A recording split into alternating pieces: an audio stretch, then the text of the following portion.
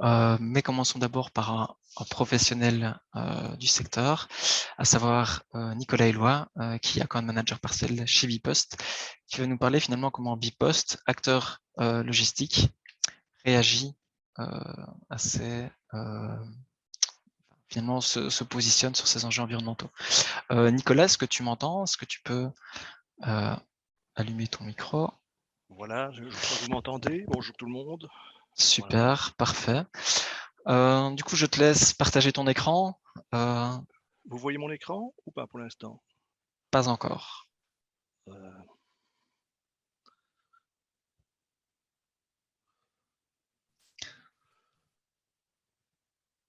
Donc, vous allez voir que Bipost propose des choses assez intéressantes. Voilà. Alors là, Nicolas, on voit effectivement ton écran, mais pas en mode PowerPoint. Donc, il suffit juste de passer en mode présentation. Super.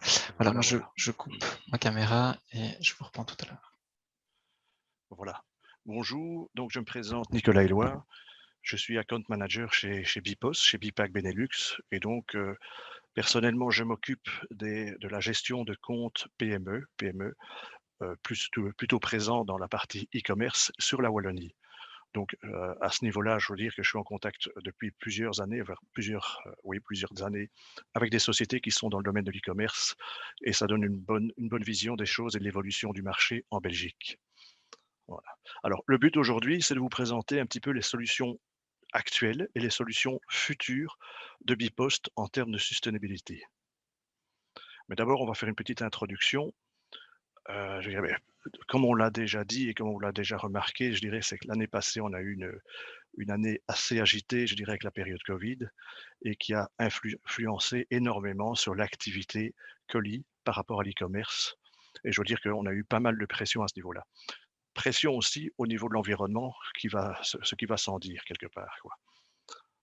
Alors, cette pression, on peut dire que quelque part, je dirais, ben, on a eu pratiquement 30 à 40 d'augmentation de colis par période à certains moments. Et bon, quelque part, ça a certainement, je dirais, des influences en termes sur l'empreinte carbone du fait de l'augmentation des transports, l'augmentation de CO2 et l'augmentation, à la limite aussi, des embouteillages. Alors, je dirais quelque part, si on se réfère un petit peu à ce qui se faisait il y a 4-5 ans, ben, nous, on suit les tendances du marché. Les tendances du marché étaient surtout sur ce qu'on appelait convenience, c'est-à-dire quelque part suivre ce que le client attend. Et en l'occurrence, c'était savoir quand, comment et où je peux disposer de mon paquet. Ça, c'était pour la partie convenience, quoi.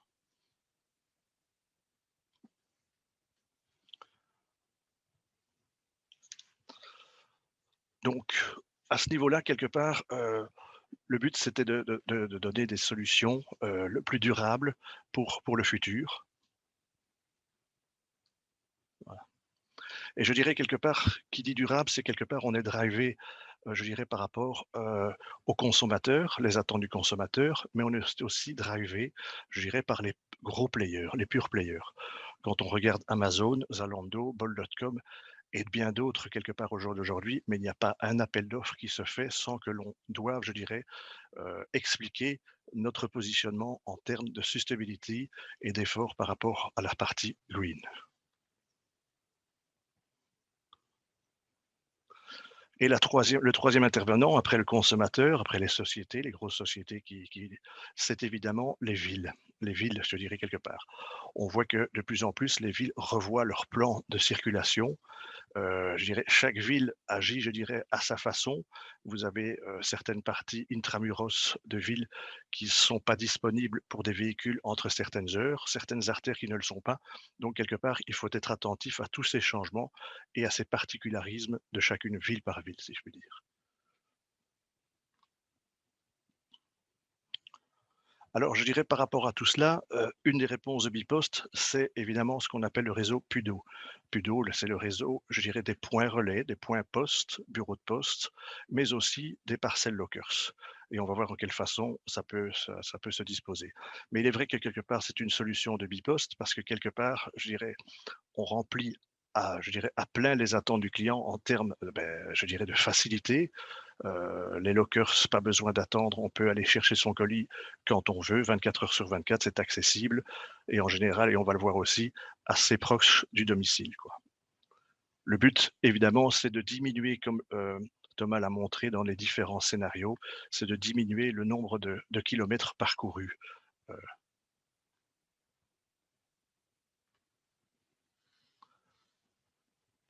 donc, ici, quelque part, je dirais, le but, d'avoir cette réponse par rapport aux villes. Donc, comme on l'a vu, je dirais, le réseau Pugo a un réseau assez dense à ce niveau-là, et j'y reviendrai plus par rapport aux chiffres. Il faut savoir que quelque part, le transport de biposte vers des points Pugo représente, dans notre cas, 10% des émissions totales. L'empreinte totale, mais comme l'empreinte restante, mais comme l'a expliqué, je dirais Thomas, c'est évidemment sur les différents scénarios. Est-ce que le client va rechercher son paquet dans le point relais en allant sur son lieu de travail? Est-ce qu'il y va à pied? Est-ce qu'il y va à vélo? Est-ce qu'il y va, je dirais, exclusivement pour ça? Voilà, il y a pas mal de choses. On estime que quelque part, l'empreinte est, je dirais, il y a moyen avec la solution relais de diminuer l'empreinte certainement de 30%, 30% au niveau des émissions de CO2. C'est un calcul que l'on a fait, quoi. Alors un bon exemple, je dirais de l'évolution des points relais encore une fois qui sont des points poste-bureau de poste ou des distributeurs automatiques de paquets, c'est les écozones, ce qu'on a baptisé écozones. Écozone, si je puis dire, quelque part, c'est on va travailler sur de l'intramuros ou sur une ville où on va rendre un maximum la proximité par rapport au client. Et ce, en multipliant les points relais, en multipliant les parcelles lockers. Aujourd'hui, je dirais, le meilleur exemple, et je vous invite à aller voir, Ecozone à Malines, Ecozone à Mechelen, on a pratiquement 62 distributeurs de colis répartis sur 49 lieux. Et on a pu voir que quelque part, ça nous permet 75%. Attendez, je regarde. Ouais, voilà, désolé, il y a eu une mise donne. Voilà. Et donc, on a pu voir en interrogeant les personnes que 90% des personnes vont récupérer à pied ou à vélo leur colis. Donc ça a directement un impact. Il faut savoir que les écozones, au jour d'aujourd'hui, on l'a sur la ville de Mechelen, Malines, mais le but, c'est de l'avoir, c'était dans la presse déjà il y a quelques jours, sur la ville de Leuven. Donc on va lancer aussi sur la ville de Leuven, sur la ville de Mons et aussi a priori sur la ville de Namur. Ce modèle, quelque part, vous allez le retrouver dans le futur et c'est vraiment l'approche que Bipost va développer en termes de proximité et en termes de réseau relais pour répondre aux attentes du consommateur. C'est vraiment l'évolution future. Ce slide-là, je ne vais pas trop y parler parce que c'est vraiment un exemple par rapport aux différents scénarios que Thomas a expliqué sur l'impact, je dirais, au niveau du CO2 en fonction du scénario sur lequel le client va rechercher son colis. Ici, cet élément, je dirais quelque part, ça c'est l'élément peut-être le slide le plus important. Je m'adresse à maintenant aux e-commerçants parce que c'est très bien de proposer différentes solutions, relais, point relais, distributeur automatique de paquets, mais à un moment donné, il va falloir, je dirais, le mettre en carte sur votre site, entre guillemets. Et ce sont quelques exemples de manière où on va pouvoir essayer de booster à ce que le consommateur, en final, puisse choisir le Pugo plutôt qu'une livraison à domicile. Alors, quels sont ces moyens? Mais les moyens, je dirais, quelque part, c'est de faire une différenciation dans le tunnel des ventes au moment du choix de sa méthode de distribution entre, je dirais, les points relais, entre les distributeurs automatiques de paquets et entre aussi la solution d'une distribution à domicile ou sur son lieu de travail. Donc, quelque part, c'est important d'avoir une différenciation pour que le client puisse bien voir ce qu'il en est. Le deuxième point, et c'est un point sur lequel on travaille énormément avec les acteurs e-commerce, avec les e-commerçants, c'est la tarification. On sait bien que quelque part, le client, je dirais, bon, il sera sans doute sensible et certainement sensible à tout l'aspect sustainability et écologie, mais il est aussi sensible à l'aspect tarifaire, quoi. Et c'est de cela que quelque part, il y a moyen de mettre une tarification différente lorsqu'un client va choisir pour aller chercher dans un distributeur de paquets ou à domicile. Et de cela qu'on peut afficher une tarification différente. Et je rejoins même à ce moment-là, ici aussi, quelque chose que je remarque au niveau des acteurs e-commerce, c'est, je dirais, l'obsession d'un e-commerçant, c'est d'arriver à maximiser, je dirais, son panier moyen. Son panier moyen pour quelque part tirer du bénéfice par rapport aux coûts et à tous les coûts qui sont engendrés. Alors, une de ces façons, et j'ai plusieurs clients qui font cette méthode, c'est de proposer, je dirais, une tarification dans le cas d'un free shipping, par exemple, avec un panier moyen qui serait à la limite inférieur sur du Pugo, sur du point relais que par rapport à un home. Il faut savoir qu'en Belgique, à peu près, on retrouve 15 à 20 je dirais aujourd'hui 20 de livraison à domicile par rapport à 80 en home. J'ai certains clients, on arrive facilement à du 50-50, voire même 60 Pugo par rapport à 40 home, rien qu'en incentivant, je dirais, le client à choisir un point relais. Et une fois qu'il a choisi un point relais, il l'a testé. Une fois qu'il l'a testé, ben, il reprend cette activité, quoi. Une autre, je dirais, méthode aussi de mettre en avant, je dirais, ces solutions Pugo, mais c'est évidemment de donner des informations par rapport, aux avantages sustainability. Donc ne pas avoir peur quelque part d'afficher, beh, le fait que lorsque l'on va chercher un colis en point relais ou dans un distributeur automatique de paquets, mais on fait un gain de 30 au niveau du CO2. Il y a même, vous voyez la petite feuille verte qui permet d'attirer l'attention sur cela. La troisième chose, évidemment, c'est de mettre tous ces avantages et de ne pas hésiter à mettre les avantages en termes de sustainabilité sur son site et dans les textes qui sont repris au niveau du chapitre livraison à domicile, enfin sur toutes les informations par rapport à la livraison.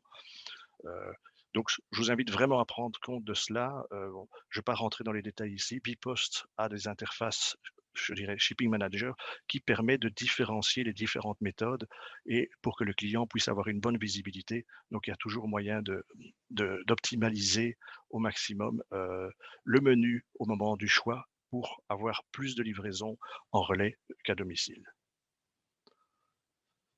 Et je dirais, en termes de conclusion par rapport à ma petite présentation, c'est que je dirais quelque part, l'évolution de la sustainability, ben, elle est en marche, et plus que jamais, les acteurs e-commerce devront suivre et devront être je les invite à être, assez vifs sur la balle pour pouvoir se positionner parce qu'il est certain que quelque part, cet aspect sustainability va devenir malgré tout, je dirais, un facteur de différenciation marketing par rapport aux concurrents. Donc, je dirais, c'est important de pouvoir se positionner là.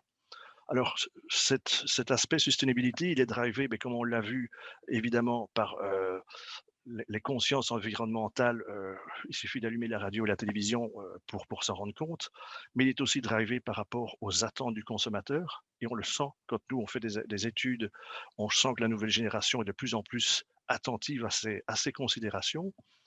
Elle est aussi drivée de plus en plus par les villes, on l'a vu tout à l'heure, et je vous assure que, d'un point de vue opérationnel, c'est pas toujours évident d'assurer des distributions, en D+1, sur de l'intramuros avec, des règlements spécifiques. Et évidemment, je dirais, elle est drivée aussi par des acteurs e-commerce, que ce soit des gros ou des petits, mais aussi les gros qui vont eux aussi influencer, les règles en la matière. Et 3 exemples concrets pour terminer dans ce slide, beh, c'est les city hubs que l'on développe au niveau de certaines villes qui offrent l'avantage de faire des livraisons groupées et de servir, je dirais, de point central par rapport à une proximité de domicile dans une ville. Il y a évidemment, beh, tout le réseau des points relais. Aujourd'hui, il y a à peu près 2 400 points relais qui sont constitués de bureaux de poste, points poste et de distributeurs automatiques de paquets, sachant que quelque part, il y a 30 de CO2 à gagner avec cette méthode. Et troisièmement, je dirais, j'en ai pas parlé, mais on en a entendu aussi parler dans la presse, c'est tout ce qui concerne les véhicules électriques, remorques et autres. Mais voilà, Bipost s'affiche franchement, je dirais, pour développer des véhicules électriques, qu'ils soient voitures ou vélos.